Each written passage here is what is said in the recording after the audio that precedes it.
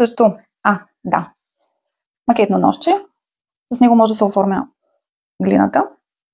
Макетното ножче има 6 допълнителни резци и ми го изпратиха с бонус линейка. Много съм доволна.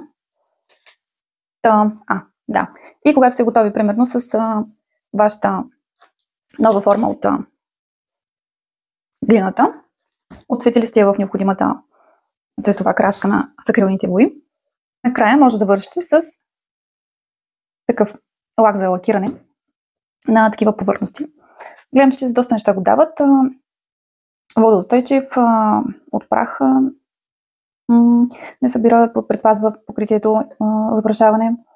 Много бързо изсъхва го дават, но ще видим, ще го използваме. И по-нататък може би ще ви покажа и крайните резултати.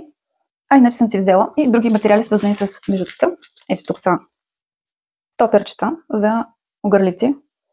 Края на те се слагат, стопират. Тези, които се използват такива неща за правене на бижута, знаят. И 2 метра, мисля, че беше 2 метра, неръждаема стомана, удължители, пак може да се използва за гривни и за колиета. Смятам, че придобивките ми са доста готини, интересни. Тук манисата не знам колко точно ще излязат, като ги инвестирам в една гривна, примерно колко ще отидат. Като бройки ми се видяха доста, но като реализация трябва практически да се ползват. Иначе са много цветове, наистина, всякакви. И може да се направят различни цветови комбинации, както ви харесва. Така, това са моите нови придобивки от Тему. Надявам се да си харесате нещо или ако ви е било полезно да се замислите дали нещо може да ви влезе в употреба, ако се интересувате от арт материали и всякакви арт неща. По-нататък предполагам, че ще използвам материалите на практика и ще видите какво се получава от всеки един от тях.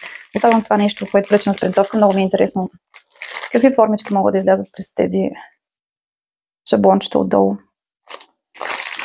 Така, приятна сряда!